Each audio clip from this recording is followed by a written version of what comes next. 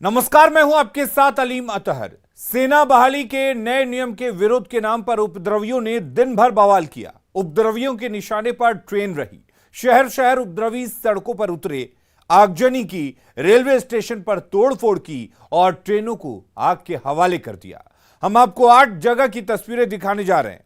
शहर शहर उपद्रवियों ने यहां पर हंगामा किया। गया हो, दानापुर हो, समस्तीपुर हो, आरा हो, फतुहा हो, सुपौल हो, लखीसराय हो, छपरा हो, ये 8 तस्वीरें आप देखकर समझ सकते हैं कि किस तरह से रेलवे को नुकसान पहुंचाया गया और रेल को पूरी तरह से बेपटरी करने की कोशिश की गई। रेलवे की संपत्ति को, ट्रेन की बोगियों को, रेलवे स्टेशन को उपद्रवियों ने निशाना बनाया। दानापुर रेलवे स्टेशन पर उपद्रवियों ने जमकर उत्पात मचाया। रेलवे स्टेशन के अंदर और बाहर काफी देर तक उपद्रव होता रहा। उपद्रवियों ने रेलवे स्टेशन के बाहर कई गाड़ियों को आग के हवाले कर दिया। उपद्रवियों ने पार्सल घर से लेकर रेलवे स्टेशन के चेंबर्स में जमकर तोड़फोड़ की। उपद्रवियों की आंखों देखी बता रहे हैं न्यूज 18 संवाददाता संजय कुमार। अग्निपथ योजना को लेकर जो बिहार में आंदोलन चल रहा है, उसकी आग राजधानी पटना के दानापुर तक पहुंच गई है। और तस्वीर देखिए, यह दानापुर रेलवे स्टेशन की तस्वीर है, जहां पर कई 4 व्हीलर्स गाड़ियों को निशाने पर लिया गया है और आग लगा दी गई है। एक दो नहीं, यह पहली गाड़ी, उधर दूसरी गाड़ी, इधर तीसरी गाड़ी, उधर चौथी गाड़ी, इधर 5वीं गाड़ी। 5 गाड़ियां केवल रेलवे स्टेशन के बाहरी परिसर में खड़ी हैं। इसके अलावा प्लेटफॉर्म की तस्वीर भी काफी भयावह है। उन्होंने देखिए किस कदर यहाँ पर क्षति पहुंचाई है। अभी भी रेलवे स्टेशन पर आग लगी हुई है, ठीक हमारे सामने में। इसके अलावा बगल में भी जो रेलवे का कंपार्टमेंट है वो भी धू धू कर जल रहा है। काफी देर तक दानापुर रेलवे स्टेशन जो है वह असामाजिक तत्वों के कब्जे में रहा और जो मन में आया उन्होंने किया। काफी देर से पहुंचे एसएसपी एमएस ढिल्लो और तब तक नियंत्रण से बाहर रही स्थिति यहाँ पर। और तस्वीरें जो है वह कई सवाल खड़े करती है। दानापुर रेलवे स्टेशन पर अधिकारी भी हैं। यहाँ पर कोई पहुंचा था, यहाँ पर फायर अग्नि का कोई? अग्नि वाला कोई नहीं इधर अंदर आया है, अभी तक नहीं आया है, अभी तक नहीं आया है। कौन सी ट्रेन में आग लगी? फरक्का है, आप में जा रही है दिल्ली। दिल्ली जा रही है? हाँ, 6 बजे से लगी हुई है। हाँ, और उसमें आग लगा दी गया कि फायर ब्रिगेड की कोई गाड़ी यहाँ पर नहीं पहुंची है। और यहाँ पर जो रेलवे के अधिकारी हैं वो भी बता रहे हैं कि क्या स्थिति है। तो कई सवाल खड़े हो रहे हैं। जब आज तीसरा दिन है आंदोलन का, बिहार पुलिस मुख्यालय और गृह मंत्रालय ने, गृह विभाग ने अलर्ट जारी किया था। यह अलर्ट किस तरीके का है आप बखूबी समझ सकते हैं कि जो मन में आया यहाँ पर वो किया गया है।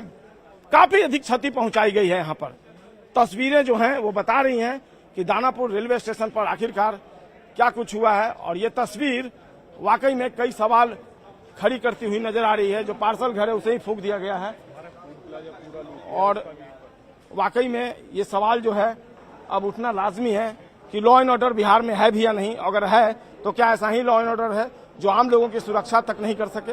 कैमरा पर्सन मनीष जुनेजा के साथ संजय कुमार, न्यूज 18 दानापुर। और उपद्रवियों ने जीआरपी थाने तक को भी नहीं छोड़ा। रेलवे स्टेशन के बाद रेलवे थाने में भी तोड़फोड़ किया गया। तस्वीरें हम आपको दिखा रहे हैं, आप देख सकते हैं किस तरह से उत्पातियों ने जमकर उत्पात मचाया। दानापुर रेलवे स्टेशन एक बार फिर से हंगामे और तोड़फोड़ का गवाह बना है। और देखिए किस कदर यहाँ पर जो आंदोलनकारी थे, अपने आप को आंदोलनकारी कह रहे हैं, अभ्यर्थी कह रहे हैं, और उनकी थोड़ी करतूत देख लीजिए। जो असामाजिक तत्व थे उन्होंने इन आंदोलनकारियों की आड़ में अपनी करतूतों को जमकर सामने लाया और उत्पात मचाया है। और देखिए क्या तस्वीर उभर कर सामने आई है। और ये तस्वीर है दानापुर जीआरपी की, रेल पुलिस यहाँ पर थाने की तस्वीर थोड़ी आप अपनी नजरों से देख लीजिए। कैमरा पर्सन अगर मनीष दिखा पाए कि किस कदर यहाँ पर तस्वीर सामने आई है। ये रेल थाने की तस्वीर है। अब ऐसे में सवाल यही उठता है कि जब रेल थाने की पुलिस अपने को नहीं बचा पाई तो वो क्या बचा पाएगी। यानी बैकअप कम था और बैकअप कम होने की वजह से जो पुलिसकर्मी थे वो भी इन आंदोलनकारी कह लीजिए, अभ्यर्थी कह लीजिए, असामाजिक तत्व कह लीजिए, तीनों का सम्मिश्रण था। ये तस्वीरें बताने को काफी हैं कि यहाँ क्या कुछ हो रहा था। अब देखना होगा इस पूरे मामले में आगे किस तरह की कार्रवाई होती है, क्योंकि जिलाधिकारी पटना का दावा है कि सीसीटीवी फुटेज, दूसरे फुटेज, तमाम जो फुटेज है उसमें तस्वीरें आई हैं जो अनसोशल एलिमेंट है, लेकिन जो अनसोशल एलिमेंट है वो भी कम चालाक नहीं है। आज काफ़ी संख्या में ऐसे अनसोशल एलिमेंट थे जिन्होंने अपना मुंह ढक रखा था ताकि उनकी पहचान न हो सके, यानी तू डाल तो मैं पात। अब ऐसे में इनको आइडेंटिफाई कर इनके खिलाफ क्या कार्रवाई होती है ये देखने वाली बात है। कैमरा पर्सन मनीष जुनेजा के साथ Sanjay Kumar, news 18, Danapur railway station, Patna. और उपद्रवियों ने बीजेपी नेताओं को निशाना बनाया। बेतिया में भीड़ ने डिप्टी सीएम रेणु देवी के आवास पर पथराव किया, जिसमें उनके घर के शीशे टूट गए। मौके पर पहुंची पुलिस ने भीड़ को वहां से खदेड़ दिया। इसके बाद बीजेपी के प्रदेश अध्यक्ष डॉक्टर संजय जायसवाल के आवास पर भी पथराव किया गया। यहां से भी भीड़ ने हंगामा कर रहे लोगों को खदेड़ा और उपद्रवियों ने बीजेपी विधायक विनय बिहारी की गाड़ी पर भी हमला कर दिया। जिस समय हमला किया गया उस वक्त विनय बिहारी गाड़ी में मौजूद थे। ये 3 तस्वीरें आप देख सकते हैं, बेतिया की ही तीनों तस्वीरें हैं। पहली तस्वीर डिप्टी सीएम रेणु देवी के आवास की है, जहां पर पथराव किया गया उपद्रवियों के द्वारा। दूसरी तस्वीर आप देख सकते हैं संजय जायसवाल की भी आवास की है, जहां पर किस तरह से लाठी, डंडे और पत्थरों से लैस होकर उपद्रवी पहुंचे और जमकर उत्पात मचाया। और तीसरी तस्वीर विनय बिहारी बीजेपी के विधायक, उनकी गाड़ी की है, किस तरह से उनकी गाड़ियों को निशाना बनाया गया।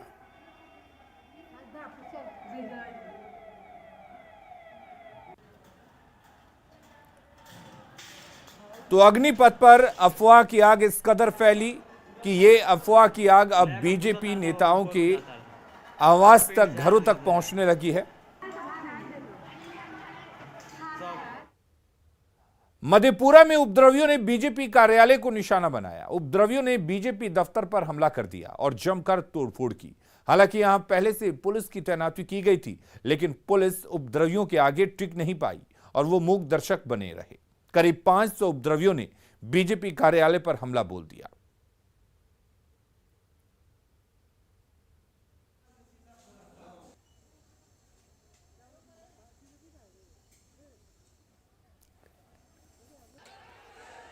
तो मधेपुरा की ये तस्वीरें जहां पर बीजेपी दफ्तर पर उपद्रवियों ने हमला किया। हमारे साथ अजफर शमसी जुड़े हुए हैं, बीजेपी के प्रवक्ता। अजफर जी, जिस तरीके से हिंसक प्रदर्शन हो रहे हैं और जिस तरीके से उत्पात मचाया जा रहा है खुलेआम, निशाने पर बीजेपी के नेता हैं, क्या कहेंगे आप?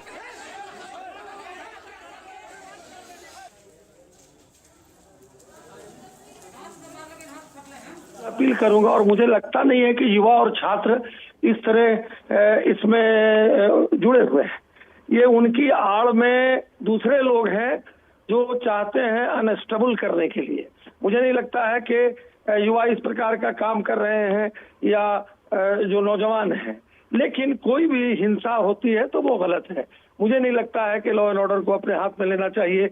अपनी बातों को कहने का अधिकार है, लेकिन अब आप किसी जो भी लीडर्स हैं या जो नेता हैं उनके यहाँ जाकर के या उनके घर में हंगामा कर रहे हैं, मुझे नहीं लगता है। मुझे तो बिल्कुल इस बात पे शक है कि उसमें युवा होंगे या उसमें ऐसे नौजवान होंगे।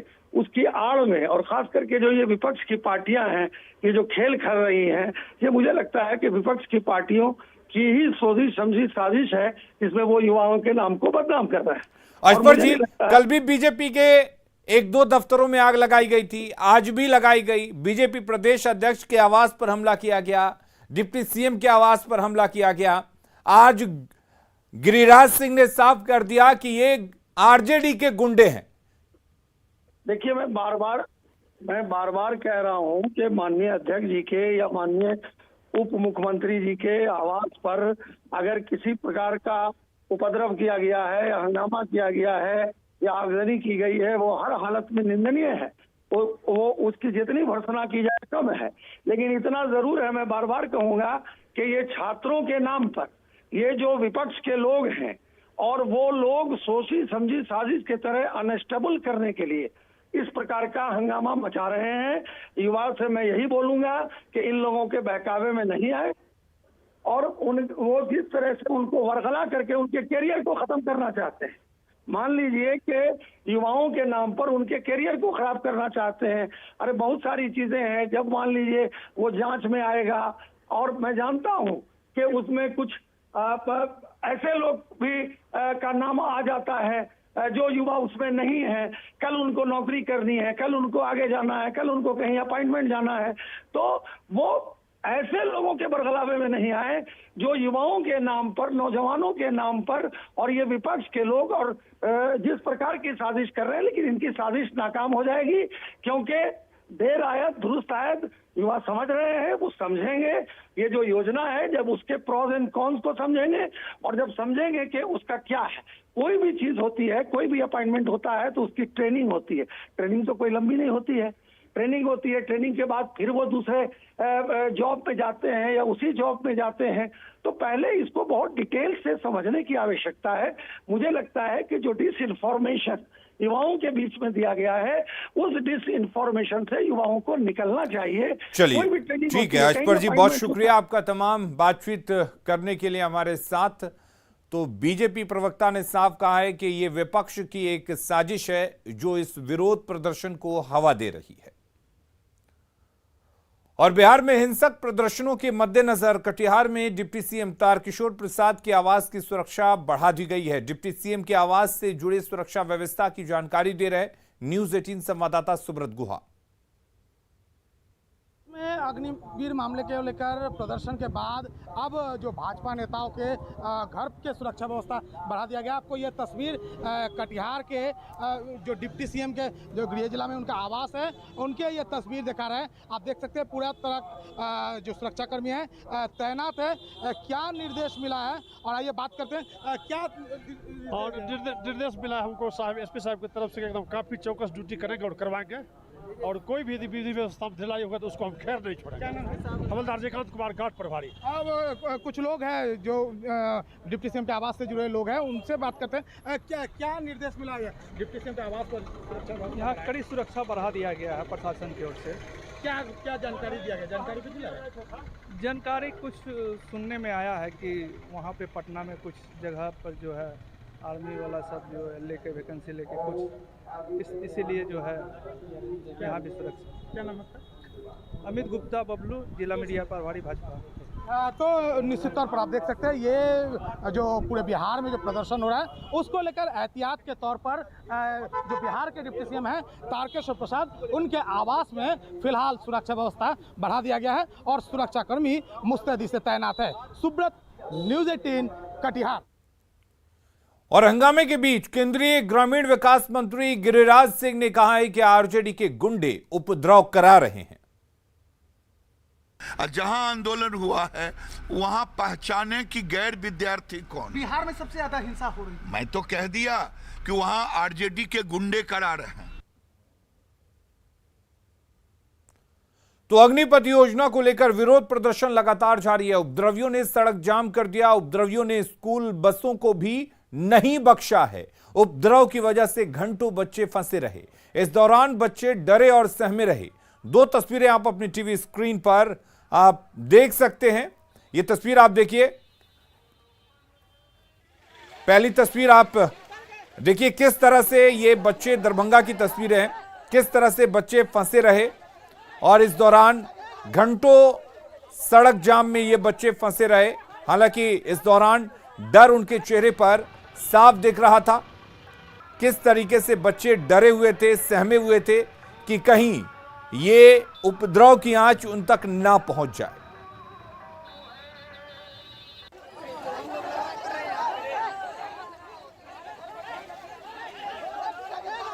और ये तस्वीर देख सकते हैं किस तरह से सड़क पर उपद्रवियों ने जमकर हंगामा किया।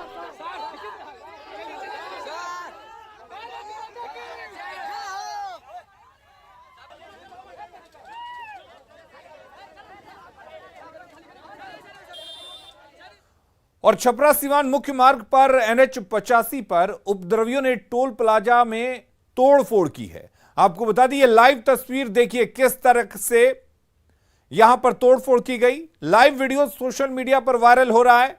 टोल टैक्स केंद्र को उपद्रवियों ने तहस नहस करते हुए जमकर तोड़फोड़ की और टोल टैक्स केंद्र के पास कार्यालय को भी निशाना बनाया गया।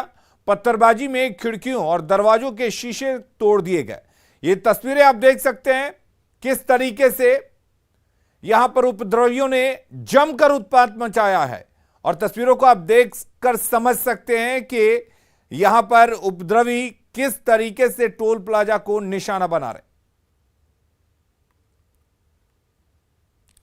बढ़ेंगे आगे। बिहार में पर्यटन के क्षेत्र में लगातार नए आयाम गढ़ रहा है। इसी क्रम में आज कैबिनेट की बैठक में निर्णय लिया गया कि पटना में 3 5 स्टार आलीशान होटल खोले जाएंगे।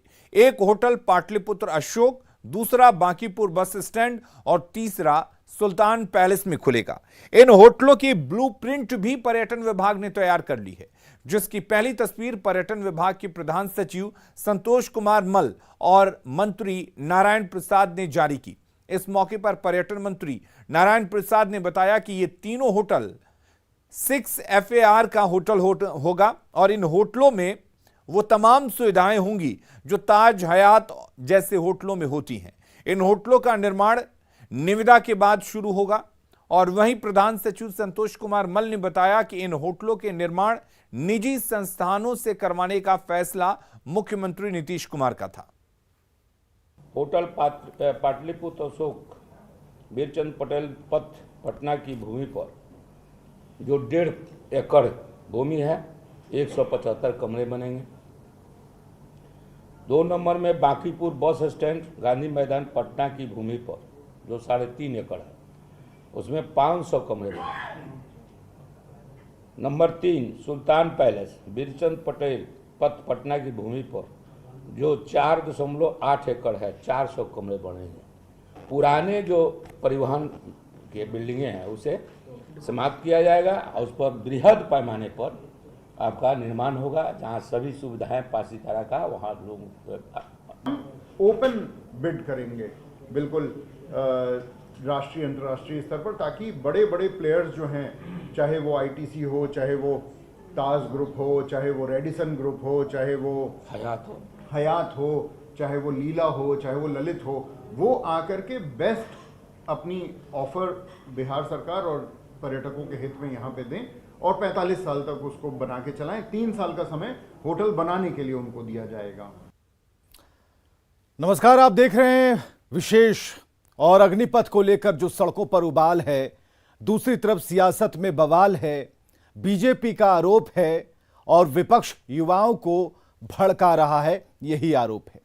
अग्निपथ के बहाने सियासी रोटियां सेकी जा रही हैं, दूसरी तरफ विपक्ष ने खुलकर विरोधी छात्रों को समर्थन दिया। लेकिन इन सबके बीच विपक्ष के किसी भी नेता ने उग्र प्रदर्शनकारियों से शांति बहाली की कोई अपील नहीं की। तो क्या बिहार में भड़की ये सियासत की आग है?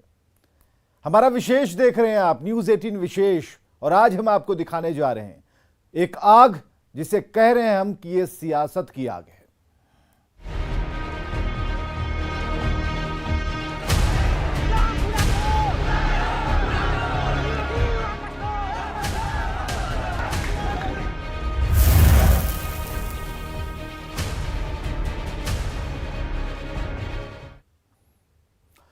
बिहार जल रहा है। बिहार के साथ साथ देश भर में आग लगाई जा रही है। अग्निपथ के विरोध के नाम पर देश को झोंका जा रहा उस आग में। आखिर छात्र और युवा कैसे इस कदर भड़क सकते हैं? तो क्या यह साजिश की आग है? क्या यह सियासत की आग है? ये साजिश की आग है।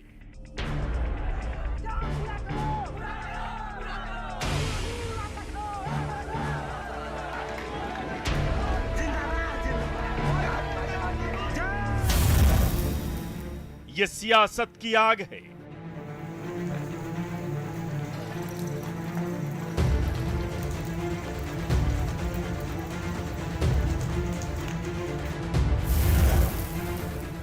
ये राजनीतिक मोल भाव की आग है।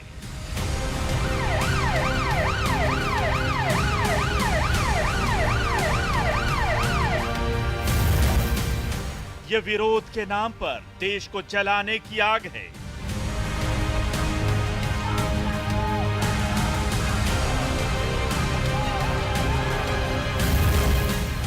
ये विपक्ष की आग है।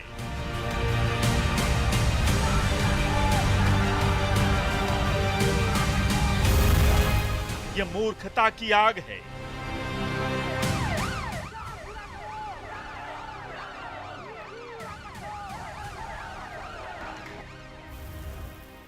ये अज्ञानता की आग है।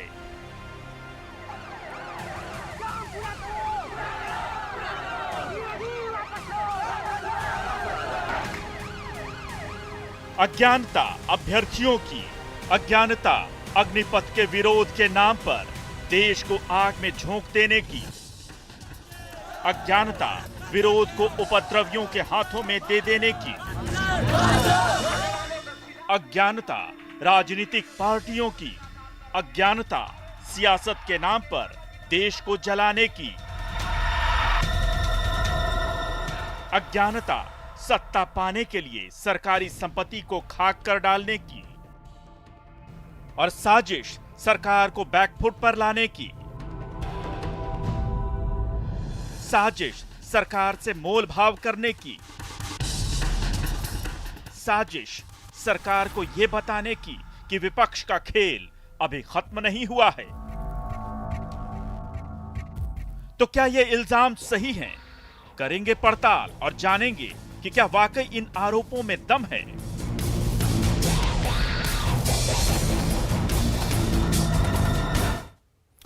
सरकार की अग्निपथ योजना को लेकर बिहार में बवाल है, प्रदर्शन का दौर है जो थमता नहीं दिख रहा। शुक्रवार सुबह उपद्रवियों ने समस्तीपुर में जम्मू तवी गुवाहाटी एक्सप्रेस को फूंक डाला तो लखीसराय में विक्रमशिला एक्सप्रेस को आग के हवाले कर दिया। और इधर बिहार समेत देश के कई इलाकों में जारी हंगामे पर केंद्रीय मंत्री गिरिराज सिंह ने विपक्ष की भूमिका पर सवाल खड़े किए हैं। उनका सीधा आरोप है कि आरजेडी के गुंडों ने आंदोलन को हाईजैक कर लिया है।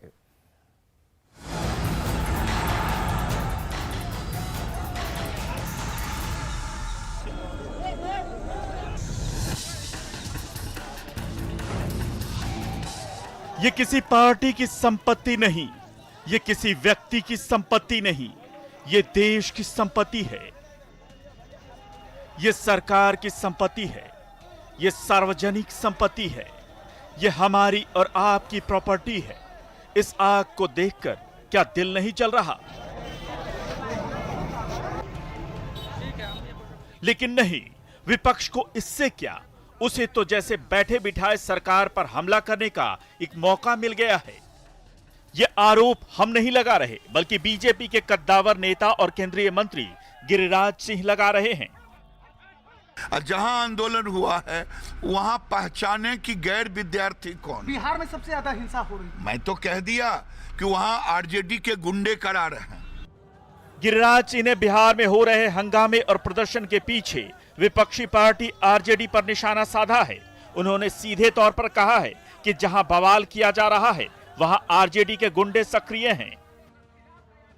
सवाल उठता है कि आखिर गिरिराज सिंह को ऐसा क्यों लग रहा है कि इसके पीछे विपक्ष, खासकर आरजेडी का हाथ है।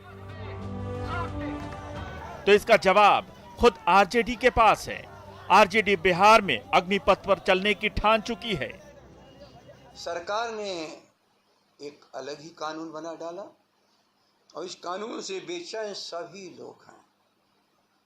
बेचैनी का इजहार करने का तरीका हो सकता है सबों का अलग अलग हो, लेकिन बेचैन पूरा देश है और इस देश से बेचैनी को उबारने का एक ही तरीका है कि कानून की वापसी।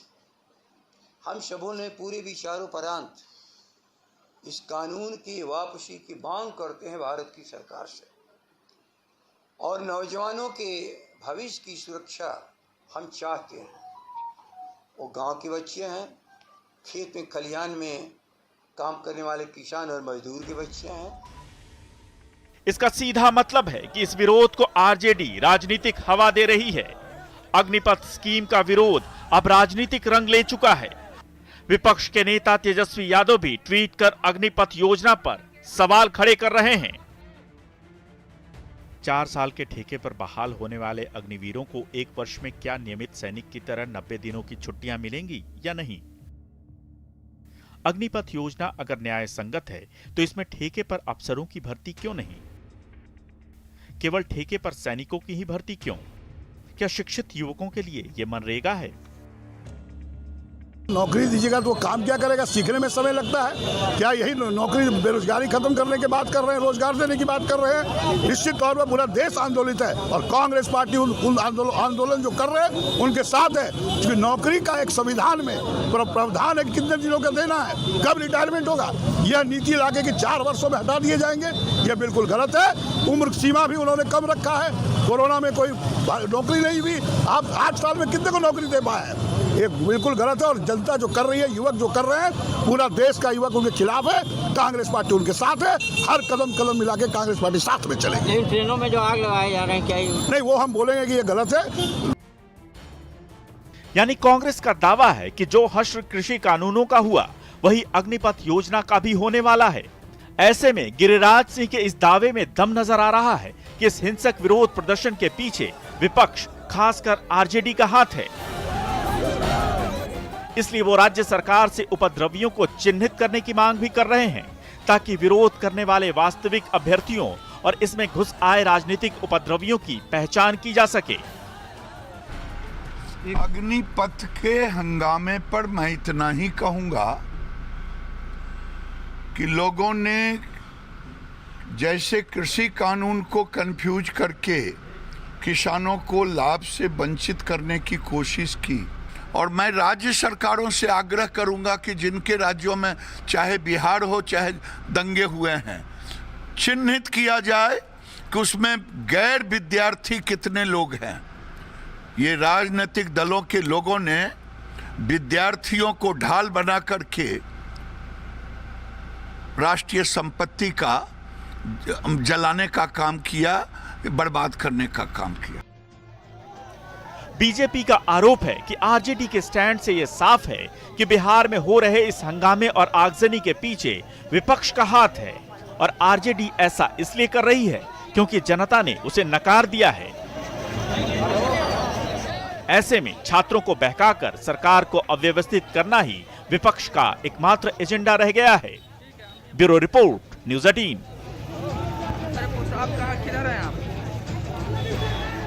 तो इस सियासत के बीच अग्निपथ योजना के विरोध में तीसरे दिन भी बिहार के कई शहरों में आगजनी हुई। प्रदर्शनकारियों ने हंगामा किया, उपद्रवियों ने ट्रेनें फूंक दी और उनके निशाने पर ट्रेन और रेलवे की संपत्ति रही। अलग अलग कई शहरों में ट्रेनों को आग के हवाले कर दिया गया।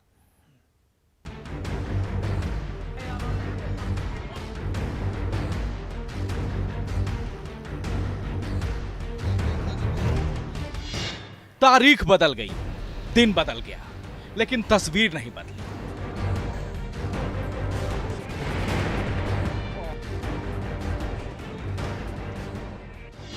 शहर शहर उपद्रव और उत्पात, निशाने पर ट्रेन और रेलवे की संपत्ति।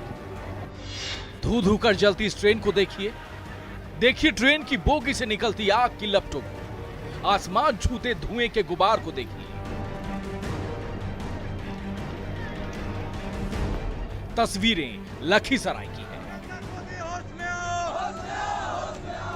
उत्पातियों की भीड़ ने स्टेशन पर वो सब कुछ किया जो सपने में भी नहीं होना चाहिए था। लखीसराय स्टेशन पर खड़ी विक्रमशिला एक्सप्रेस को स्टेशन पर ही आग के हवाले कर दिया गया।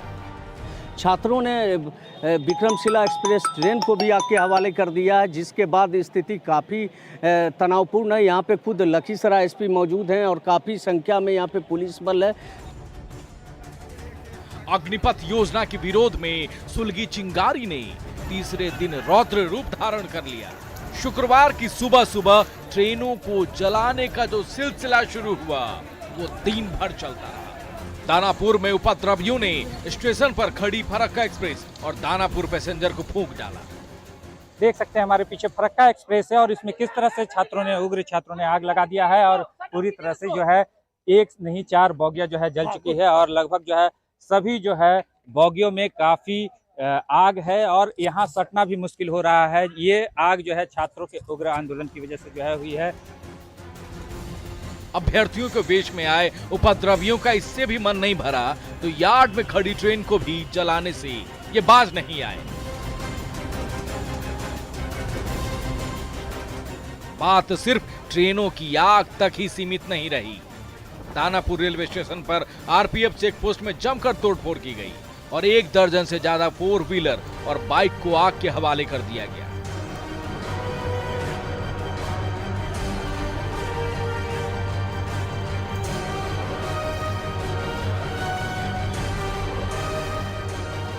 इस वक्त दानापुर रेलवे स्टेशन पर खड़ा हूं और ये तस्वीर देख लीजिए।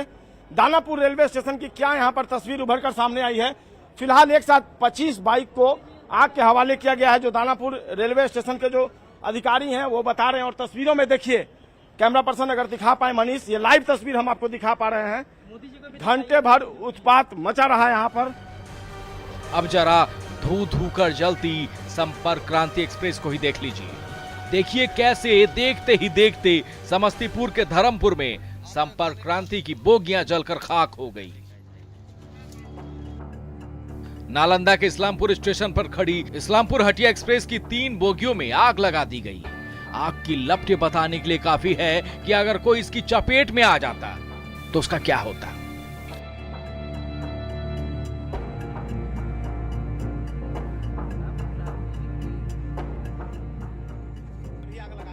यानी अग्निपथ योजना के विरोध में सबसे ज्यादा रेलवे की संपत्तियों का नुकसान हुआ। आपको बता दें कि एक ट्रेन की कीमत 50 से 70 करोड़ रुपए है, जबकि ट्रेन के एक इंजन की कीमत करीब 20 करोड़ रुपए है। अगर कोच की बात करें तो एक मेल कोच की कीमत औसतन 20 करोड़ रुपए है और लोकल ट्रेन के कोच की कीमत करीब 15 करोड़ रुपए है। अब आप खुद अंदाजा लगा लीजिए कि विरोध के नाम पर हुई आगजनी ने देश का कितना नुकसान किया है। Bureau report, news 18। हर दिन के साथ अग्निपथ योजना का विरोध बढ़ता जा रहा है। विरोध का सबसे ज्यादा असर बिहार में दिख रहा है। कहीं ट्रेनें फूकी जा रही हैं, कहीं स्टेशनों को नुकसान पहुंचाया जा रहा है और इस हिंसक विरोध से आम लोग परेशान हैं।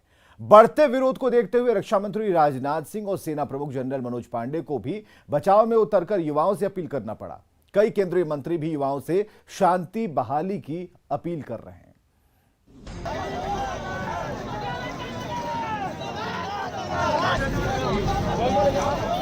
सेना की अग्निपथ योजना पर पूरे देश में विरोध प्रदर्शन जारी है, लेकिन बिहार में इसका असर कुछ ज्यादा ही है। बिहार के कई जिलों में उपद्रवियों ने जमकर उत्पात मचाया है। प्रदर्शनकारियों ने कई ट्रेनों और बसों को आग के हवाले कर दिया। अग्निपथ स्कीम पर जारी बवाल के बीच रेल मंत्री अश्विनी वैष्णव ने युवाओं से अपील की है। मेरा निवेदन है सभी से, रेलवे आपकी संपत्ति है, राष्ट्र की संपत्ति है। इसको किसी भी तरीके से कोई नुकसान न हो, ये हम सबकी जिम्मेदारी है। तो मेरा निवेदन है कि किसी भी तरह के वायलेंट प्रोटेस्ट न करें और रेलवे की संपत्ति को बिल्कुल भी नुकसान न करें। ये आपकी संपत्ति, आप ही की सेवा के लिए है। रेल मंत्री ने युवाओं से अपनी अपील में कहा है कि रेलवे आपकी और राष्ट्र की संपत्ति है और इसे किसी भी तरह का नुकसान न पहुंचाएं, न ही किसी भी तरह से हिंसक विरोध प्रदर्शन करें। अग्निपथ योजना पर मचे बवाल के बीच रक्षा मंत्री राजनाथ सिंह ने भी युवाओं से शांति बहाली की अपील करते हुए कहा है कि अग्निवीर युवाओं की पहचान बनेगी। केंद्र सरकार द्वारा घोषित की गई अग्निपथ योजना भारत के नौजवानों को देश की रक्षा व्यवस्था से जुड़ने और देश की सेवा करने का एक सुनहरा अवसर देता है। अग्निवीर हूं, यह उनकी ताजिंदगी के लिए पहचान बन जाती है। पिछले 2 साल से सेना में भर्ती की प्रक्रिया न होने के कारण बहुत से नौजवानों को सेना में भर्ती होने का अवसर नहीं मिला। यह सच्चाई है। इसलिए युवाओं के भविष्य को ध्यान में रखते हुए और उनके प्रति संवेदनशीलता दिखाते हुए प्रधानमंत्री जी के अनुमोदन पर सरकार ने फैसला किया है कि अग्निवीरों की भर्ती की आयु सीमा को इस बार बढ़ाकर 21 से 23 वर्ष कर दिया जाए। यह वन टाइम रिलैक्सेशन दिया गया है। इससे बहुत सारे नौजवानों को अग्निवीर बनने की पात्रता स्वतः मिल जाएगी। और मैं यह भी कहना चाहता हूं कि भर्ती प्रक्रिया कुछ ही दिनों में प्रारंभ होने जा रही है। मैं सभी नौजवानों से अपील करता हूं कि सेना में भर्ती होने की वह तैयारी करें और इसका पूरा लाभ उठाएं। अग्निपथ पर मचे बवाल के बीच रक्षा मंत्री राजनाथ सिंह ने अपील करते हुए कहा है कि अग्निपथ योजना युवाओं के बेहतर भविष्य के लिए लिया गया फैसला है। इस योजना को लेकर अभ्यर्थियों का प्रदर्शन लगातार तीसरे दिन भी जारी रहा। नालंदा के इस्लामपुर रेलवे स्टेशन पर उग्र प्रदर्शनकारियों ने इस्लामपुर हटिया एक्सप्रेस ट्रेन की बोगियों में आग लगा दी। 4 बोगियां धू-धू कर जल गईं। बढ़ते बवाल के बीच केंद्र सरकार के दूसरे मंत्री भी मैदान में उतर आए हैं। की अग्निपथ वो है जिसे नौजवानों को बेहतर रोजगार की व्यवस्था की गई है। अब हम आर्मी में 4 में से 1 को कह रहे हैं कि लेंगे और ये 3-4 साल में रेडी टू जॉब रहेंगे। 12 लाख से 20 लाख उनको पड़ेगा। गृह मंत्रालय के सारे पैरामिलिट्री राज्यों के दरवाजे फिर आने वाले समय में फिर उनकी तो विशेष में फिलहाल के लिए बस इतना ही। खबरें लगातार जारी हैं।